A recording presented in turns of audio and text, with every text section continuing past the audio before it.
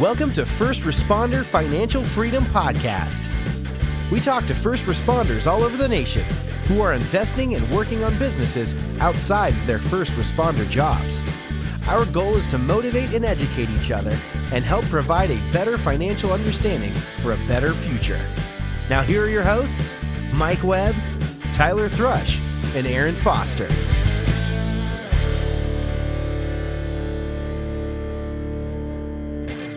All right, guys, we are back with another Marine, the Don Ross, aka Donald Ross, aka Don Ross. He is a Marine. He did house flipping. He's got a podcast. He's got a Facebook group. This dude's a Renaissance man.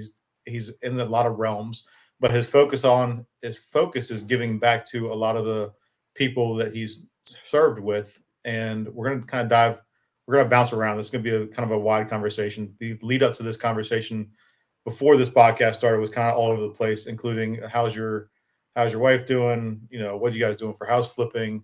How's your group growing? Blah, blah, blah. So thank you, Don, for hopping on with us for about an hour.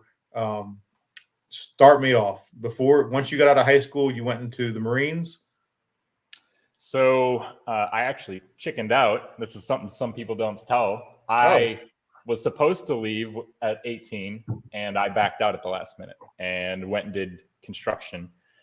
Built some big monster lake houses in the local Wisconsin area that I'm from.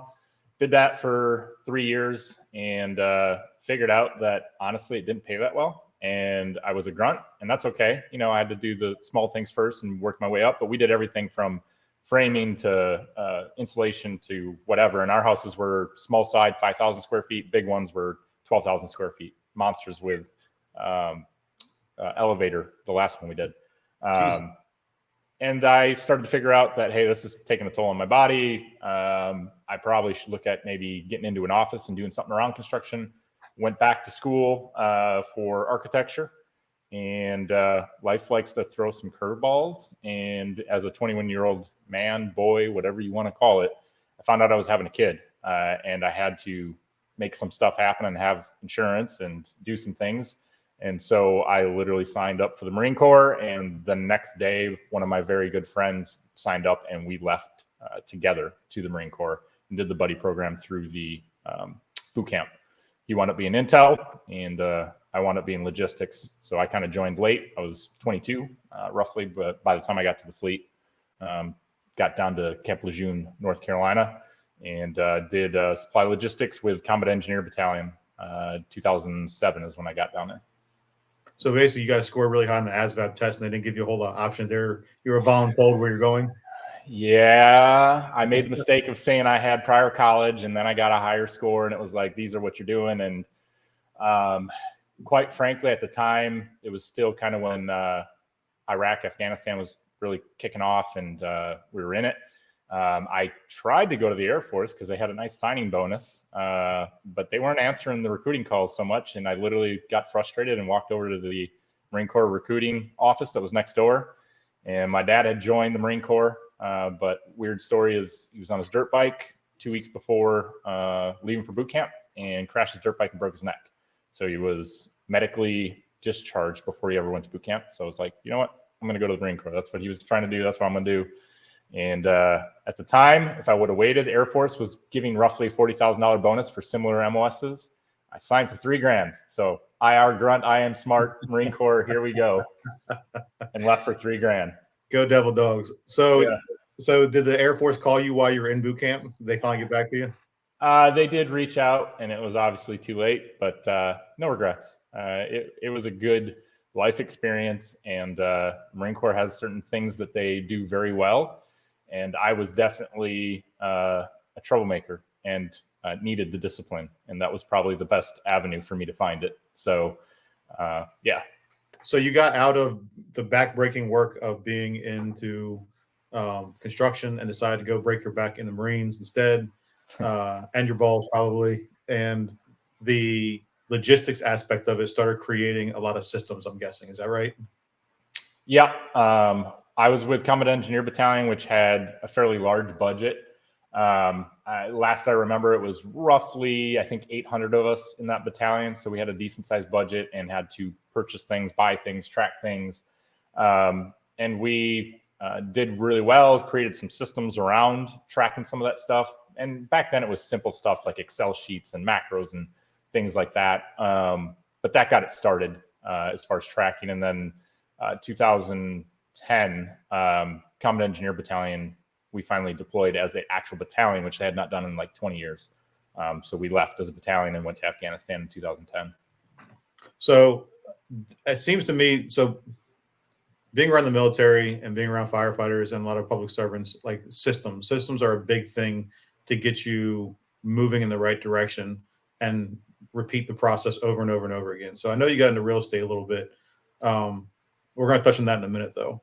What did you do after the Marines? Like, what was your determining factor? I know your back was beat up. So when you got out, what was your game plan? It wasn't the game plan, so that was a little bit difficult. Definitely struggled with it. I got selected and promoted to E6 on my last day of active duty, and my plan was 20 years staying. But I blew up my back after 2 deployments, and it's one of those things where, well, what happened? They expect some crazy war story. I don't have a crazy war story. I literally was on a 25-mile hike, and I had blown up my back a couple times while I was active duty. I usually would take some muscle relaxers, be fine.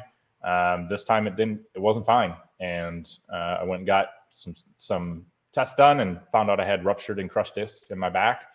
And after that surgery, I was hoping to stay, and I had lat moved from one MOS to a desk job contracting MOS and thought I'd be able to stay in, and that was not the case. So I started having to figure out what does that mean now that I'm out, and what does that translate to when I got out.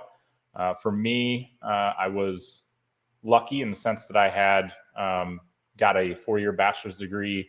I had some certificates around logistics and contracting, and I was able to land a good job with Northrop Grumman on the F-18 Super Hornet program. So I started with them literally 2 weeks after I got medically retired out of the Marine Corps. And that's kind of where logistics contracting had certain aspects of, hey, you're buying stuff, you're negotiating stuff. You're just doing it either for the government, or when I got to Northrop Grumman, I was doing it for Northrop Grumman towards the government. And you're talking with that stuff, it can be multi-million-dollar pieces for a Super Hornet jet. Yep. So it translates into, down the road getting into houses. So when you left, you said you were E6? Yes. So when you left as a staff sergeant, did you get more on your retirement disability because you just made rank, or did it make a difference?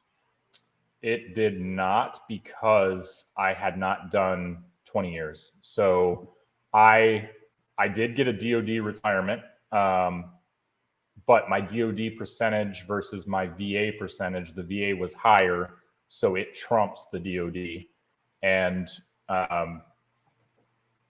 what that wound up meaning is, for me and the family, in where we're at right now with Wisconsin, we've got, our medical coverage, which is a big deal, especially self-employed. That saves a ton of money every month to have that medical coverage.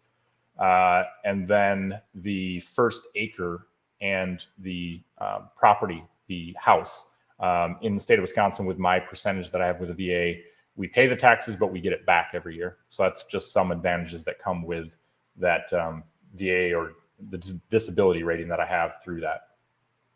So people who don't know about the military, disability rating is basically saying, like, this is the percentage you get, this is the return you're going to get, this is the money you're going to get, and this is the benefits you're going to get.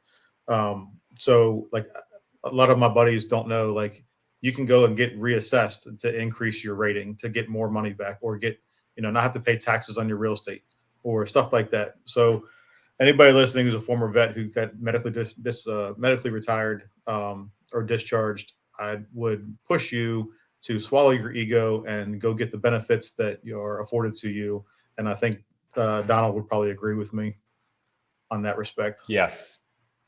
And I was different than my wife. My wife was permanent and total. That So vets that know what this means will know what it means. She was permanent and total when she got out, meaning her percentage is what it is. They're not changing it. I got out and they basically did a 5-year review where they said they were going to pull me in, interview me. They did. And it's just some third-party contractor that interviews you. And at that point, then I went to permanent and total. So I am permanent and total at this point, and it is, unless something crazy happens, who knows with our government, but it should be the same now moving forward, and I don't have to worry about re-evals every couple of years. Yeah, so it is, for right now, it is what it is until it's not. Right. So, Donald, how did going from Northrop Grumman then kind of propel you into real estate, or kind of some fringes of real estate? What did that transition look like? Sure. So when I did the interview for Northrop Grumman, I was still active duty. I had a Marine buddy that I had actually deployed with in Afghanistan that had moved back to that area in California. Came out and stayed with him. In conversation, talking with him, he had mentioned that a friend of his in New York was sending yellow letters, and the guy was killing it. He was making $500,000 a year, and he was blah, blah, blah. And I had dabbled with this stuff before, early 2000s, never really consistently, but I dabbled with it.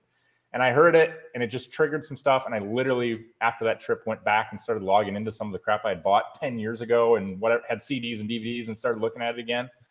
And I started messing with it. And for me, it was actually messing with remote lease options. That's what I started in 2014 timeframe. But really, I struggled with something that a lot of veterans, and I would say maybe first responders too, struggle with when you transition from that career to what your new career might be. I didn't know what the hell I wanted to be when I grew up. And so I literally bounced to 4 or 5 different jobs between the VA, Northrop Grumman, County of Riverside. There was a couple different in there. And these were all really good paying jobs. And I was getting to a point where I was like, dude, what the hell is wrong with me? Like, something's wrong with me because I'm getting nice jobs that people would kill for, but this ain't fun to me. And with that, I kept pushing on the real estate and did the first remote lease option. I think it was roughly $4,500 that I made from California in Wisconsin.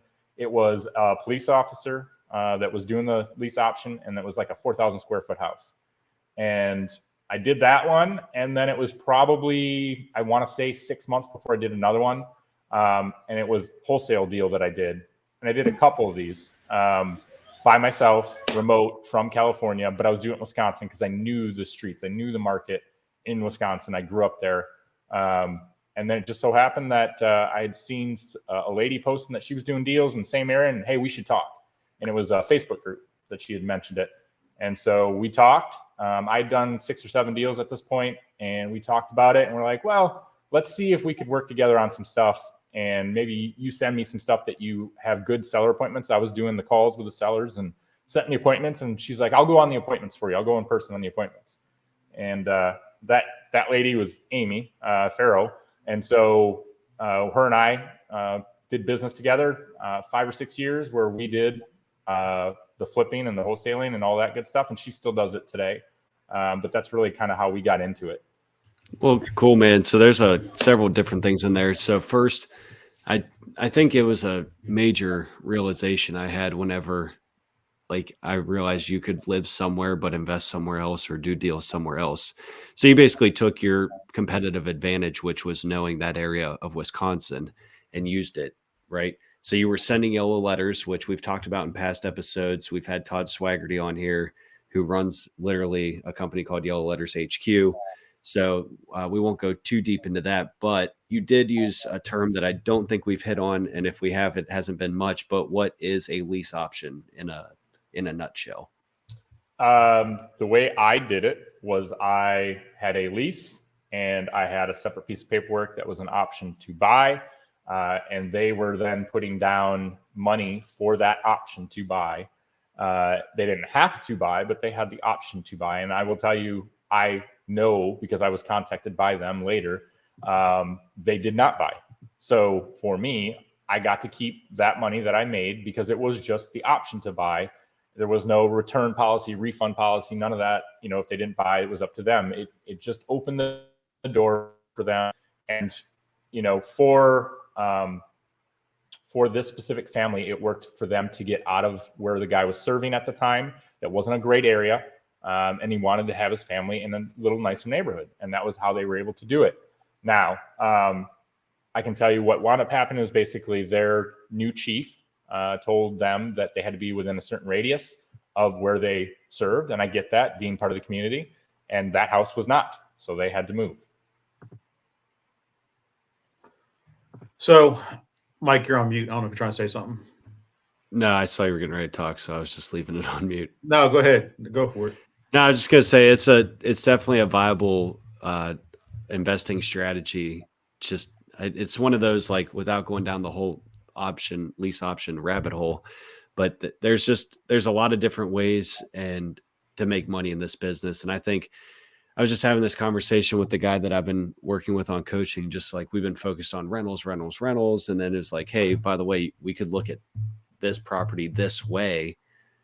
But, just there's so many different ways to be successful in this business. And I know you were kind of doing the flipping and the wholesaling, but then that kind of parlayed itself into, I believe, what is still your main business now, which is software. Is that that's a fair correct way to say it? Software.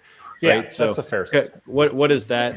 What did that transition look like? And Aaron, I don't know if your point was on what we were just talking about, but like, I don't want to miss that, but I just kind of want to paint the picture, like the different evolutions. Like you went from sending letters to doing deals to doing a partnership to now you're doing something that's kind of in that realm, but kind of different also. Yeah, I would say you hear people sometimes say it was my thing to my thing. And I like real estate. I love real estate. It's gotten me to what we call our dream house at this point. But for me, I am an introvert typically. Unless I'm talking about real estate, cars, or military life, I really got not much to say. And I'm kind of hanging at my house and hiding. I'm not out freaking having a great old time in big public spots and lines. Like, I don't do that. So for me, in California, working full time and typically with like the positions that I was holding, contracting and all that stuff, those are salary positions. So there's days where you're working 15 hours and some days you're not. But with that, I needed to have some way to track what I was doing, who I was talking to, sellers I needed to call, follow up with.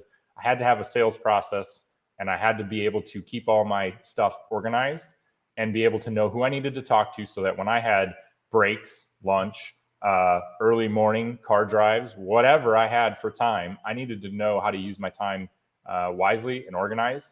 And so for me, it started off in Excel, super simple. That's what I knew. I had done a CRM actually for the Marine Corps in Access Database. And had I not gotten retired, I was actually going to fly around and install that CRM in multiple bases. What's a CRM, Don?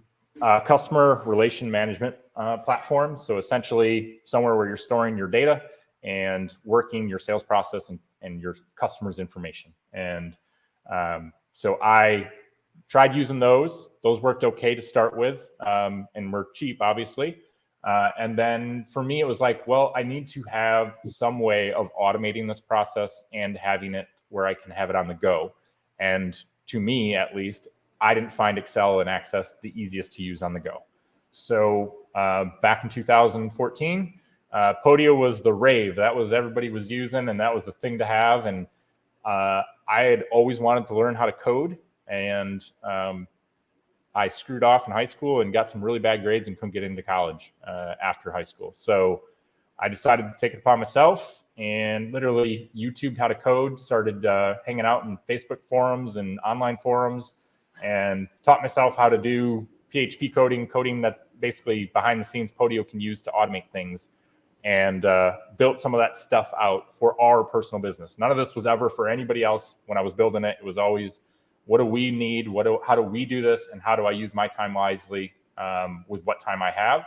Because not only was I working full-time in a salary position, I was actually going to school full-time for a master's degree. Plus I was trying to do this stuff as a side hustle. So I really didn't sleep much and needed to use my time super well. And so Podio is what I used, built out the sales process, built some automations to send out follow-up drips and text messages and reach people. own, basically, if they were interested or anything had changed in their life. And that's what started this whole, I guess, business. Was I needed it for myself. How do I provide something that works for us? And we used it for 2+ years before anyone else even got to see it or do anything else with it. So it sounds like you're a closet smart guy. Like you screwed off in high school, and you went to the Marines, and then you didn't want anybody to know that you're smart. Scored high in the ASVAB test, and you're like, yeah, I'm just going to teach myself how to code because I don't want anybody to know I'm smart. And now you're selling products and software because you're intelligent. Your intelligence has actually come forward, and you were able to create something that was a demand in the market for. I find that I am definitely hard-headed, like most military and armed force types and first responders usually. And if you tell me I can't do something, I will do it tenfold and then point at you and tell you I told you I could do it. Prove you wrong. Yep. Yeah. Yeah. And that was definitely part of it. And I did find it obviously enjoyable. That's like the big thing. Like you got to be too stupid to quit. And when it gets tough and hard, just push through. And unless you really like it, it's really difficult to just do it, to grind through. So it was something I had to like to do it. So one thing I see a repetition of in a lot of first responders and a lot of military guys is identity, like the change of identity. So when you got out of the Marines, it's obviously not planned due to the injuries. So when you left, you said you bounced around a couple of jobs. You weren't engaged in the jobs. Does your identity change once you left the Marines, or was it they didn't have the structure that we're used to? Like why weren't you happy with the jobs that you were getting? I think it was more me than them, to be frank. I think there were some probably good opportunities. Northrop Grumman specifically, like I was being groomed to be a higher up manager. Actually, within the first year I was there, they were already, this is what we're going to do. This is how we're going to get you up to this high level. But I also saw that high level was, at the time, a lady that was in her 60s, had a child that was younger, and she was literally answering emails on Sundays at 10 p.m. and like had no life. And I had already had a young daughter that just got born. I had a daughter that was about 6 or 7 at that time. And it was like, this is not what I want for my life. I don't want to not exist and just be at work. And that's all I do is randomly show up and provide a roof over their head. And, you know, there's a time for that when you're grinding and making things happen, but that's not something I want to do for 20, 30, 40 years. I applaud you for looking at the quality of life. A lot of guys don't do that. They just kind of jump into whatever can sustain them for the time being. But it sounds like you were, what does my quality of life look like? What does my future look like? And a lot of people don't plan for that. They just kind of go with the flow and whatever happens. It sounds like you were making things happen to make your quality of life better. And we've had this conversation, this podcast a couple of times about different purchases. Like it's a quality of life purchase, not a money-making purchase. Like you have to have a reason for each movement, and it's calculated. So that's a whole nother tangent I don't want to go into. But do you think that after you left the Marines and you found something that you were comfortable and happy in doing, you readjusted your identity? 100%. I that was part of my problem, is I felt like I lost my identity. I was really, and this is typical Marine probably, but I was really fucking good at being a Marine. And when you take that away, it's like, what do I do now? Like that was me. And now that doesn't exist. And something that kind of rocked me right before I got out, it was right before I did my lat move, and it's coming up on his anniversary, is the Marine that to me was like Marine of all Marines, like 275 brick shithouse, and had gotten promoted to E5 in like 4 years, had gotten out, was going to school to be an attorney. Like this dude was the shit, committed suicide. And it was like, what the hell? Like if that guy can't make it, how the hell am I going to make it? And so that was something that rocked me, and it fucked with me for probably 2014 to 2017. I would say I was really trying to figure out what I want to be when I grow up.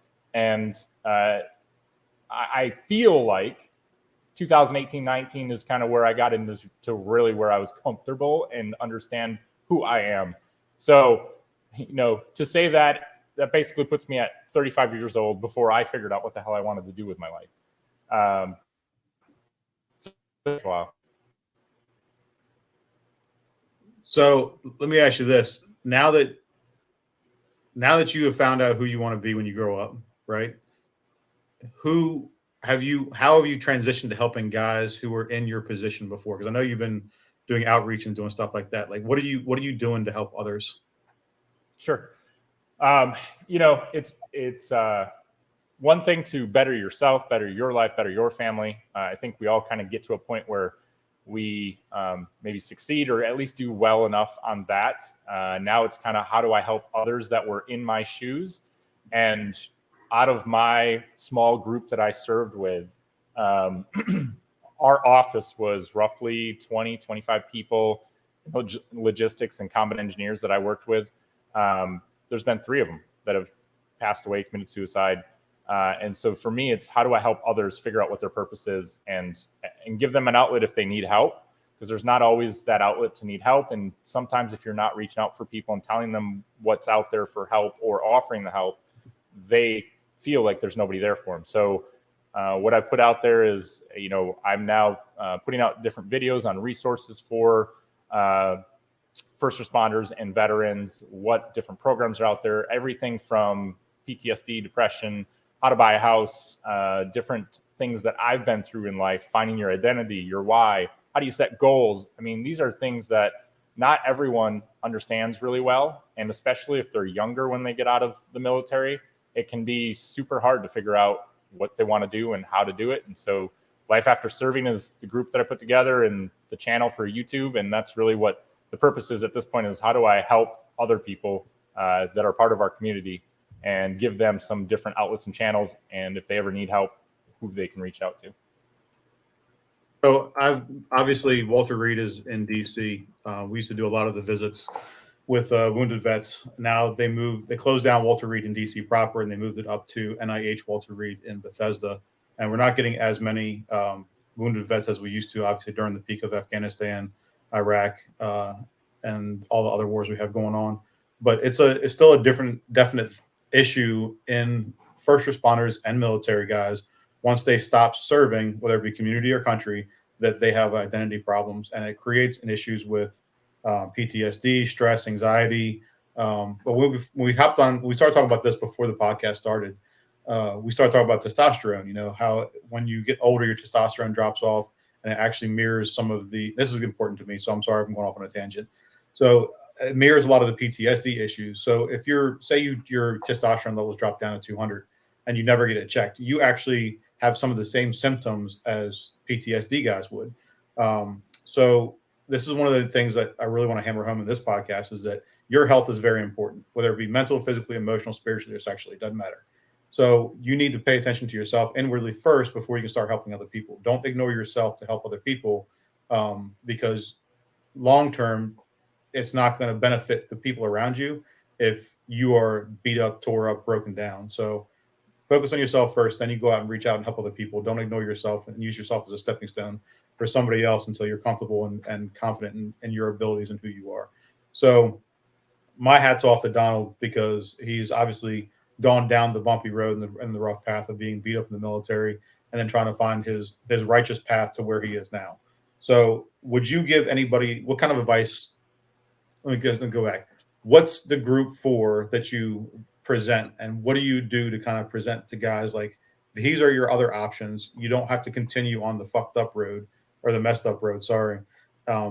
What can you do to kind of get off of that bumpy road and get onto the nice paved non-city streets of the suburbia?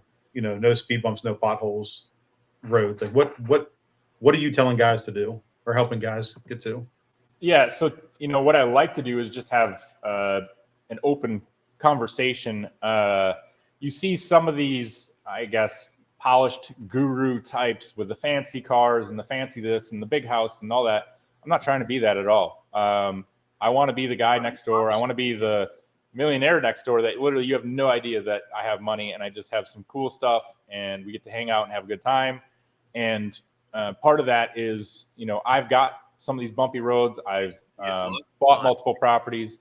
And so teaching them where to look for the information, how to go through buying a house, what do you have to have for credit to debt income, mental health, you just a minute ago, I mentioned on one of these videos that I did, I didn't take care of myself for many years and was not in a good spot, and found out that locally here in Wisconsin, at least, Aurora Healthcare has a specific program where the therapists are prior vets. And so Marine Corps vet, Army vet, Navy vet, they've got a female, all that, to where if you wanted to talk to somebody, typically once every month and a half or so, I meet with them, we talk. And it's nice because they can actually relate to you. I'm not worried about saying certain things that might have somebody showing up at my house. And I can cuss and swear like I really do and not hold back. And it's not offensive to them. They just realize what it is.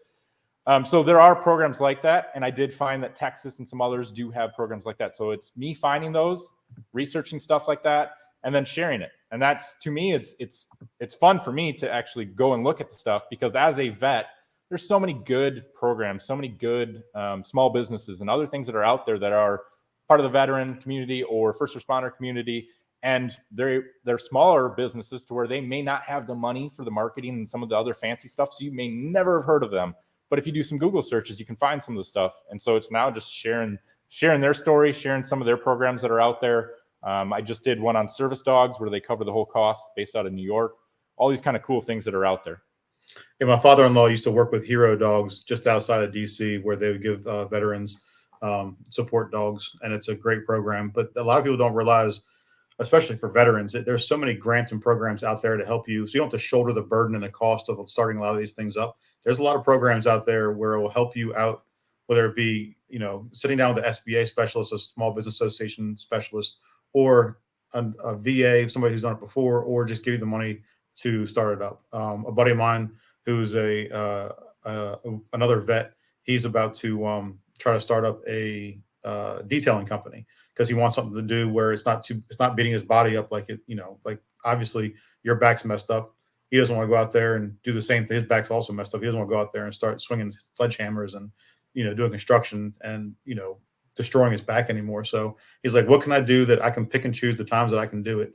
And the VA is basically just going to fund it 100%, is what it sounds like. So there, a lot of these guys, especially the young guys, like, you don't know what you don't know until somebody like the Don here tells them, like, this is something that you can do, and here's how to do it. So the network is a big benefit to all of us, to kind of teach each other and push each other forward to be in a better position, a better place in our lives, and make our lives easier, so we're not on that bumpy, back road that's not paved. So when you think about it, I was not in the military, but I know a lot of guys that were, and in that first responder world, like, so many of these folks have the skill set to be successful in something other than the military or the first responder community. Like, I always say, like, he may not be able to type an email that is grammatically correct, but he could build a spaceship out of whatever's in this drawer.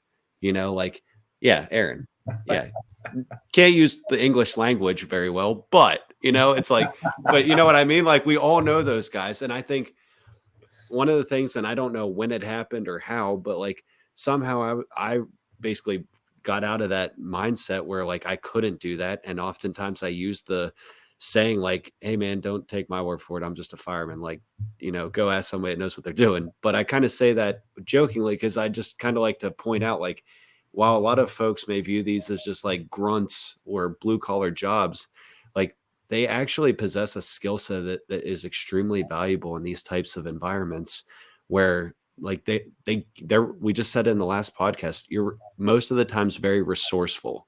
Like, oh, we have no budget. Oh, we have no manpower, and you want us to do all that? Oh, okay, cool. Stand by, watch this.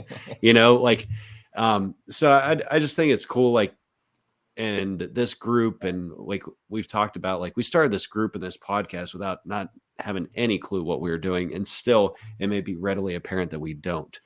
But my point is, like, we're in this position where it's like, I can sit there and take networking in these groups with, like, different masterminds and these guys that are literally in the market to buy their own airplane, or this, that, and the other thing, and kind of like distill it down and say like, hey man, here's this information. Like based on what you're telling me, like I have a guy right now. It's like he's renting.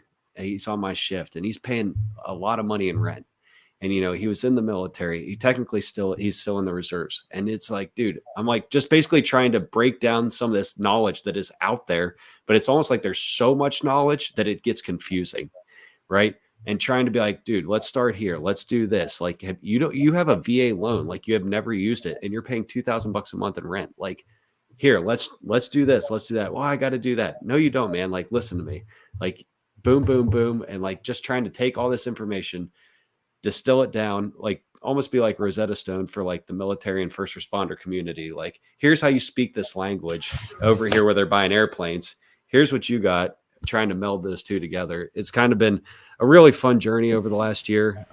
Sorry, that was a little bit of a rant, but it's kind of like, it's a fun position to be in, to where we kind of get connected to all these different folks that are doing all these different things, whether it be something with service dogs or woodworking or software or loans. Like it's kind of a neat thing. And there's a lot more of it out there. And I think we're just kind of hitting the tops of the waves with it.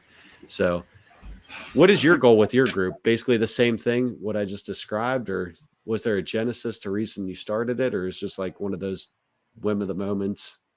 I think it's one of those things where, like you mentioned, there are a lot of resources, a crap ton of information out there. And in general, especially the younger guys that are early 20s, they got out after their first four and they're out there trying to figure out life. It can be overbearing and you don't know what you don't know. And you barely started to live life at 21, 22 years old. So you definitely could use some help from those that have been through some other things. Life throws curveballs, and unfortunately I've had a whole lot of curveballs and I've got the battle scars from it. I don't regret any of it. But it definitely has some stories to tell. And if I can share that, and like you mentioned, have access to other people that have different life experiences or access to certain things, doing big things. It's definitely one of those where I try to pull in some of my friends and network and talk through what they've learned and access to different resources and how that can help certain people. You're playing matchmaker to an extent, and those that are good at that, I feel like in the end, not only do you get to see somebody excel in life, but it comes back to you tenfold. And if I can help others, that's kind of where I'm at this point. It's almost serving without serving. You're helping others kind of like you were when you were serving, but in a different way. Just a new mission. Yeah. So a lot of curveballs just makes you a better batter. That's how I'm going to look at this. That's my light at the end of the tunnel, my silver lining. So your podcast, I just pulled it up, and I'm hoping the audio didn't supersede what you were saying on here. But you have 136 podcasts so far. You've got 3,000 followers. Like, I would say that's a pretty big win, right? You can agree to it. It's cool. Yeah. On your podcast. What? I was looking at. I pulled up YouTube while we were talking, and you have 136 podcasts so far. I'm not sure we're on the same page, brother. Oh, maybe I googled the wrong one. How many? Sorry. So how many? Wouldn't be the first time. Don't worry. Don't mind me. How many followers do you have right now on your pages? So on the Podio stuff, I can tell you user level, but the Podio stuff in beast mode, we've got a couple thousand users.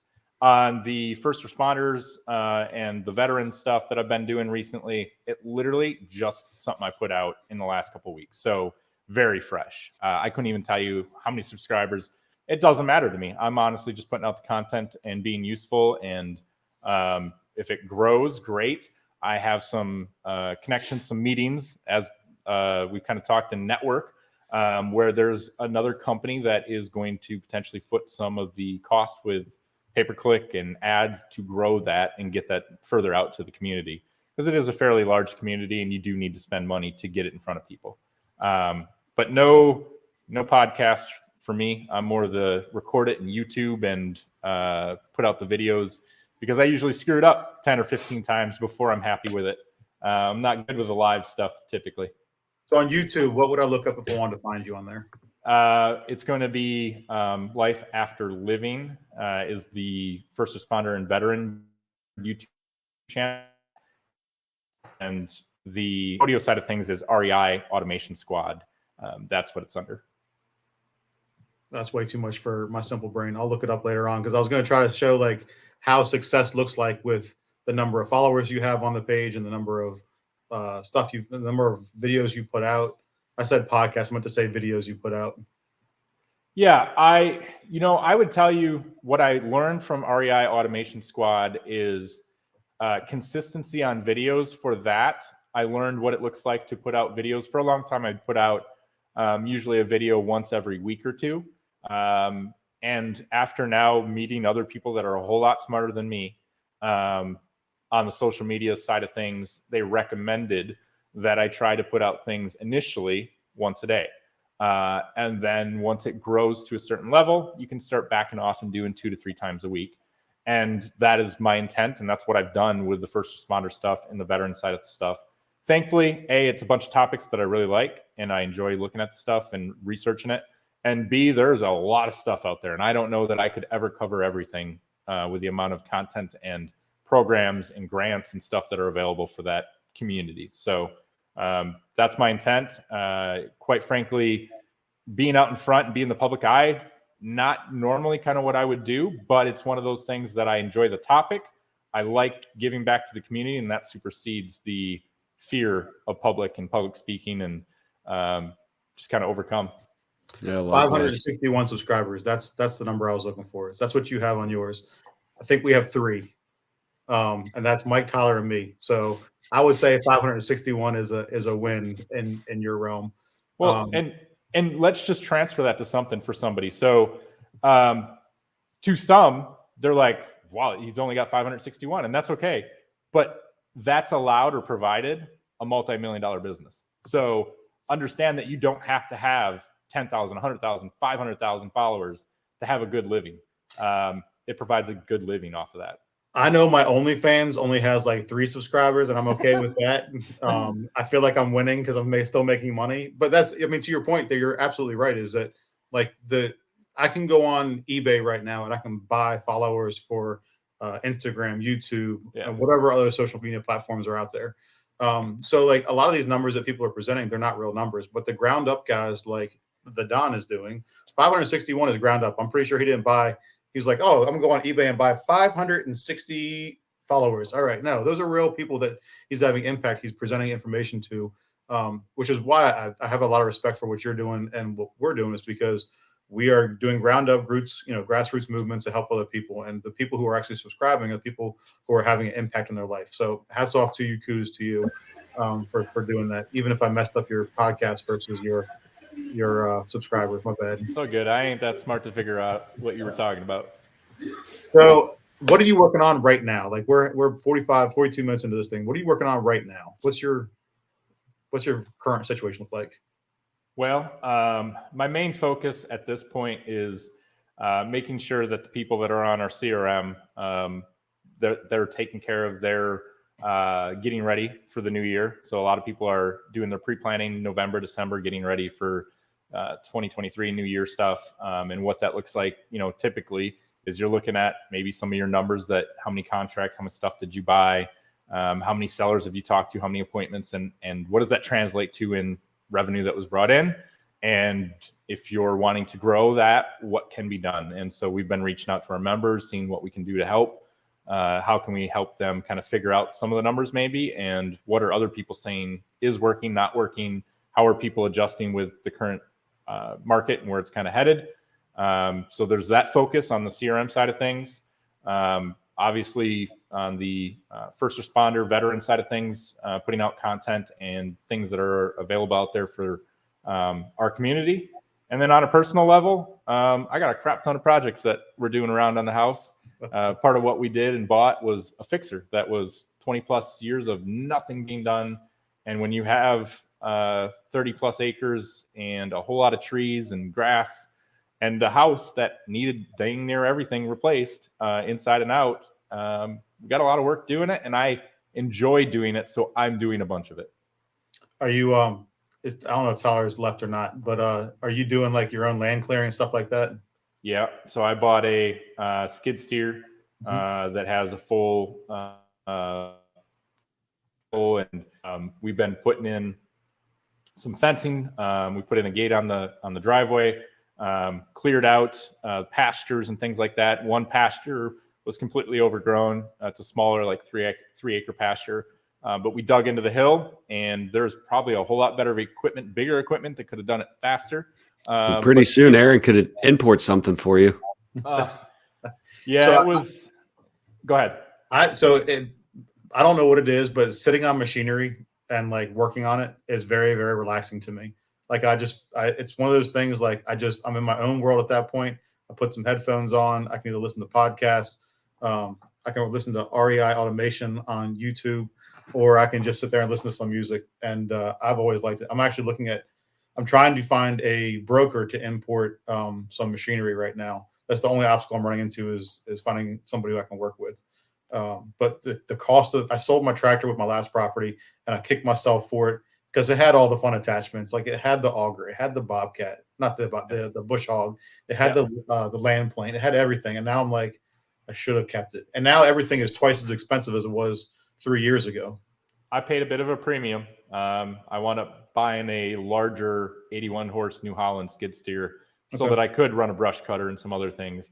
Once we get a bunch of stuff cleared, it will definitely be something I probably sell and downgrade to a smaller unit, because the unit itself by itself is almost 9,000 pounds. So there's some areas where I just can't go. It's too heavy. So we'll probably downgrade at some point, but it allowed us to put in a 10-bay commercial gun range out in one pasture. We've been able to clear the back side of the land where there was a spring-fed pond.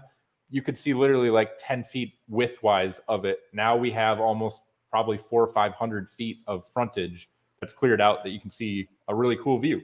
So those are the things, like you, let me put headphones on, and if I can go outside for 5-6 hours and mess around on the machinery, cut down chainsaw, and I've been abusing the chainsaw, cutting down trees, clearing trees, and then mowing. I mean, we've got almost 12 acres that I mow once a month, and then the main stuff is about 4 acres. But big commercial mower that I bought, and then I even bought an offset mower that goes behind it, so I cut like 10 feet width at a time. Yeah, a lot of toys. I'm jealous. So I don't know if you want to get into it. Do you want to talk about like some of the tax breaks for having such big land acreage and stuff? So I can tell you what I get here. Wisconsin, because of the agriculture land and what it's zoned as, we're currently working, and it's not done by any means, but we're working. They have grants out there for solar and some other things. We are in a rural area. Our city is 4,500 population, and the city is 7 minutes away. If we want gas or groceries or hardware store, they have that there. If we want Home Depot or Walmart, it's 15 minutes away. So that, to me, that was a good radius, but being out in the country off the beaten path still. With that said, the veteran side of things, obviously, I think I mentioned earlier, we get the first acre, and the residence itself. That's definitely something to keep in mind, because I will tell you, we got nailed with a IRS audit. I was not aware. I have a fancy CPA that we pay. They did all the paperwork, and we filed for the tax credit that we get. And we thought it was the property and both buildings, which we have a large garage pole barn on the property. And they let us know, no, that is not the case. So, learning as we go. But it's roughly $5,000 to $6,000 a year that we save just in that tax credit there. And then if we want to have any type of farm or agriculture, and we're looking into it because our neighbor's a farmer and he does the planting of the beans and the corn and all that stuff. There's some different things that we're looking into right now for potentially getting money almost given to us at this point to produce food, produce certain things on the land that we already have. And it's just sitting there. We're not doing really anything. I'm not a big farmer. I I am in the midst of, I bought all the stuff to do a garden. So we're going to do the whole garden and do some of our own vegetables and things like that next spring. And we just put on a metal roof on both the whole barn, 35, 110. So it's a big roof. And we're going to run the bins off of it so that we can do rainwater collection, which is legal where we're at, and use that for some of the gardening and things of that nature. So we're getting into it. We're trying to figure out how to be self-sufficient. The property already has a full house generator and all that. And we're kind of going down that trail of how can we run off of our own stuff if we need to. Is it illegal to collect rainwater somewhere? Yes, it is. Yes, Really? it is. Yep. Yes, it Like is. I know about the permeable surfaces and runoff rules, but I didn't know you couldn't collect rainwater. So let's talk about that a little bit. So I happen to know about this. Why is that a rule? Why? Like, what is the reason? If you for look that? at places like Utah or Arizona where the water levels dropped and they can't sustain lakes and ponds and everything else, they're saying that people collecting rainwater is part of the reason why these lakes are starting to lose their volume. Whether it be true or not, I don't know. I'm not somebody who's going to get into that. But there's different financial benefits for different jurisdictions. So I'll just my property that I sold last year with 42 acres, it was actually closer to Mike than it was to me. But the benefit, the lowest tax bracket was to be in forest conservation. And you have to talk to the Division of Land and Forestry in West Virginia to get the designation. And you basically create a plan to have these trees can get down, these trees can't. It'll create a healthier canopy because we're getting rid of the dead brush, or the big brush, whatever it might be. So that was the lowest designation there. But over here, there is a designation if you have at least 30 acres of land, you can claim that it's agricultural and farmland as long as you have an animal on the property. So you can't just be putting crops down. You have to have something that sustains life. So one of my buddies had some goats. Goats. No, that's actually exactly the answer. So if you want to have something livestock, goats are the cheapest and easiest one to use because if you want to move the pens around, they can clear the land for you, or chickens. Once you start getting into bigger animals like horses and cows and stuff like that, it's a completely different obstacle that you're going to face. So I don't know, to Don's point, I don't know what the best tax bracket is for his area, but this goes back to the knowing the jurisdictions and looking up the rules and regulations to find out what benefits you the most. I know, Mike, you've looked at buying big properties before. Are you still looking at buying some big land? Yeah, well, that's mainly to do what Don is talking about. Like in the next 5 years, I want to have my place that I can basically retire to, have it to be where it's incentivized through different tax things, like whether it be the state, the way it's classified. And frankly, I want some breathing room around me. So if I want to go squeeze off a couple rounds, nobody's calling the cops. If I want to pet my goats, I can do that. You know, if I want to go play in my tractor, I can do that, or go fish or whatever. So some of that's jokingly, but that would be ideal. So yes, I'm looking, but I can't say I'm like seriously looking to purchase anything. I'm kind of just putting the feeder system out there so that if I come across the right opportunity, I can strike. Don, I don't know if you know what I post about renting goats out. It's actually a thing, and it's just a running joke that we have about this. And there's a bunch of places you can rent close to clear land. If you don't have a bush hog, you don't have the money for the machinery, you can rent goats or buy goats and go out there and let them graze and clear the land. Interesting enough in how random I can be. We have some animals, and so I'll share. We were watching a movie, an Adam Sandler movie. I'm a fan of Adam Sandler, and It was one of his not so great movies, in my opinion. It was Five Brothers, and they had a burro, and this burro was part of the movie, and he did some stupid stuff. And I was like, man, I want a burro. And my wife is Hispanic, South American, and she's like, you don't need no damn burro. I'm like, no, I want a burro. Well, I put it out there, and I'm not joking. The next day, we had family over, and one of the family members said, hey, would you want any miniature donkeys? I got a friend that lives 10 minutes, and they're looking to retire, and they're just looking to get them somewhere nice and get rid of them. And I'm like, hell yeah, I want some donkeys. And I talked to my wife, and sure enough, so we have 2 miniature donkeys that are in the one pasture. Now, our pastures were not taken care of, and they were overgrown.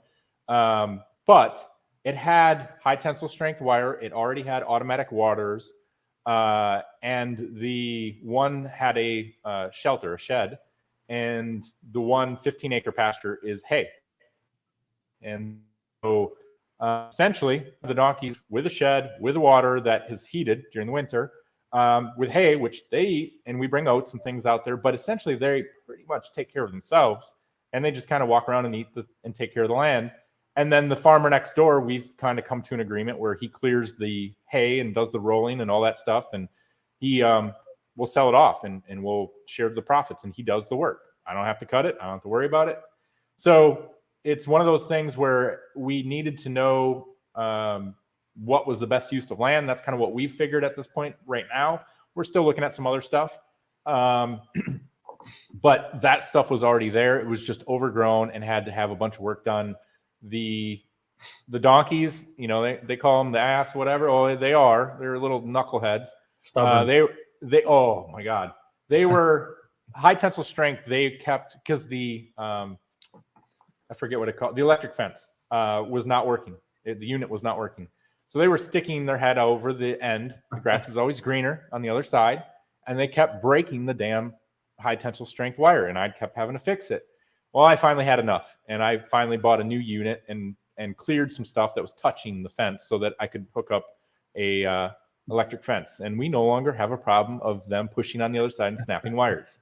But these are things that I didn't know. And I was a city boy that grew up in the city and didn't know any of this stuff. I'm learning it as I go. So I might fail here and there, and I might try a few things and it doesn't work, and then network. I'll call the farmer next door. What the hell do I do with this? This thing keeps breaking over here. This happens. And the guy's super cool. We trade back and forth. He's not mechanical. I'm a good car guy. I'll do some things for him. He'll trade with some of the stuff on the farming. You know, it's getting more of a small town community. Know your neighbor, help your neighbor, all that kind of stuff. Yeah, it's, you know, that's imagine that, bringing it back, right? Yeah. Help your neighbor instead of just shooting him. Yeah, and you know, our kids in Orange County, LA County, where we were at, we were in an area that it was nice, but there was some issues a little further down, a couple blocks away, and some of that stuff would crawl up to where we lived every once in a while. And we just wanted a simpler lifestyle for our kids. And, you know, when we first moved from California, it was a shell shock for them because they had not been in, the boys that we have had not been around country. They had always been in cities. And all of a sudden they're like, well, just Uber Eats, what? Because we, for a long time, literally, that's what we would do every day. Just Uber Eats. We didn't cook. We didn't have to worry about dishes, nothing. And then we moved here and we're like, yeah, there's literally one pizza store that will do it, and they have like a $20 fee to deliver to you. We're not Uber eating nothing. So it was a rude awakening for them. And initially, the older boy that is about to turn 15 was like, I hate this. I'm moving back to LA when I get older. And we're like, all right, you do you, but this is where we are at for now. Within 6 months, he was already saying, nope, like it, not leaving. This is so much better. More freedom. Yeah. It's because you got a gun range and mini donkeys. Like, why would you want to go back to LA? What else do you need? I mean, seriously. Got a UTV. Bring the party here. Well, and they got the UTV. They got go-karts. They got all kinds of stuff that they can have the freedom and run around and be crazy. I can tell you from personal experience that once the electric fence is charged, you only learn that it's charged one time and you stop touching it. My cousin breeds horses. So I was on his farm one time. I didn't realize he had fixed the fence. I reached over to pet one of the – he was breeding Belgians. And my elbow touched it. At the same time my elbow touched it, it hit the horse's face. So I got a shock and the horse got a shock. I felt like a complete asshole. But yeah, like it's, dude, once you get out in the country and you start fending for yourself, you learn so much. And the sense of community is there. My hat's off to you for doing it. I'm starting to look at places for retirement. I retire in 6 years. And I'm like, what jurisdiction is going to be the best for my finances, my pension, tax break. You know, right now I think I'm paying for one of my properties just outside DC. I'm paying like $7,600 a year for taxes, property taxes. And I'm like, I'll just sell all that off and I'll put that 1031 that in a different property, a different project, and I'll make significantly more money down the road. But we're getting an hour into this thing. So I want to start wrapping this thing up. So I wanted to ask you if you could go back and give your younger self advice. Now this could be pre-Marines, construction time. This could be Marines time. This could be out of the Marines. Like, what kind of advice would you give your younger self? In general, the younger group needs to understand that part of life is getting knocked down and quote unquote failing. I'm not going to say that you necessarily fail if you keep going, but failing and understand that as long as you do something a small and each time get slightly better at something, that's really, to me, that's been the key. Because by no means did it happen overnight. It didn't happen in a year. It didn't happen in 2 years. But small, consistent adjustments along the way made it to where it got better. And part of that is, especially with the younger group, going to be maybe difficult in the sense that who you hang out with matters. And so sometimes that friend, that family member that is quote unquote fun to hang out with, but gets you into some stuff you shouldn't be into, you're going to have to make a decision at some point that that's just not part of who you want to be and where you're going. And so some of those tough decisions are not just buying things, purchasing things, or making certain investments happen. It's your network and who you hang out with too. So really fail forward, be okay with adjusting as you go. Sometimes they'll talk about literally jumping out of a plane and not having a plan and putting the plane together as you're falling. And that's kind of what we're doing. We're taking and figuring it out as we go. There's never going to be a point where you literally have every piece of information. You have it all perfectly figured out. It's all lined out. If you wait till that is happened or you're ready to go because now it's perfect, it's never going to happen. Good advice. And the next question for you is going to be, what's your why? Everything you're doing now, everything you're planning for the future, what's your why? As a late 30s guy that has kids, really at this point, it's very simple. It's the family that matters, the kids that matters to me, and how do I provide a good life to them, have experiences. Yes, I have toys. Yes, we have certain things, but not necessarily having a bunch of crap just to have a bunch of crap. Have experiences, have cool vacations, have different things that they've been able to do. And then in general, my community that I'm a part of, the veterans, the first responder side of things, how do I give back to some of those people so that they can figure it out?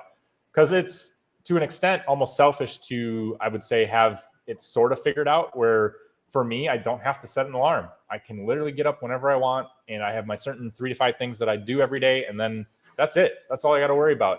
And to get other people to get to that point, I think that brings me joy to see that too, because there's a whole lot of good people that do 15, 20 hour days or shifts back to back to back, that if they had a different avenue that provided income, they'd choose something different. And really, that's really what I'm trying to get to, is show how that's possible.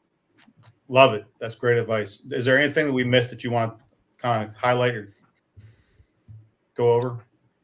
No, figure out what is your ideal day, week, month, year, and how do you get there? And maybe you don't have the full answer. You just have bits and pieces. And as long as you're making slight adjustments towards that each day, that's all I can really ask for. I think that's the biggest thing. Is I was not happy with where I was at, and rather than bitching, moaning, complaining, and telling the world how unfair it was, I figured out a way. Great advice. Mike, is there anything I missed you want to go over? No, that's just, you hit the nail on the head there.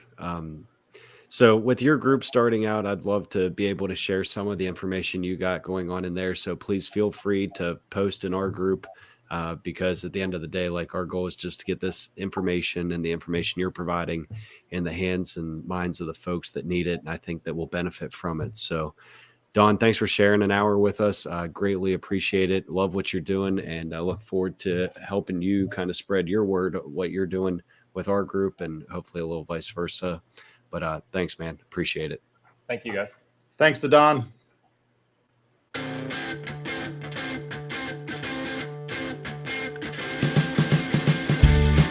Thanks again for spending some time with us today. If you found value in anything you heard, please share with someone who may benefit. We look forward to connecting between shows in our Facebook group, First Responder Financial Freedom. Till next time.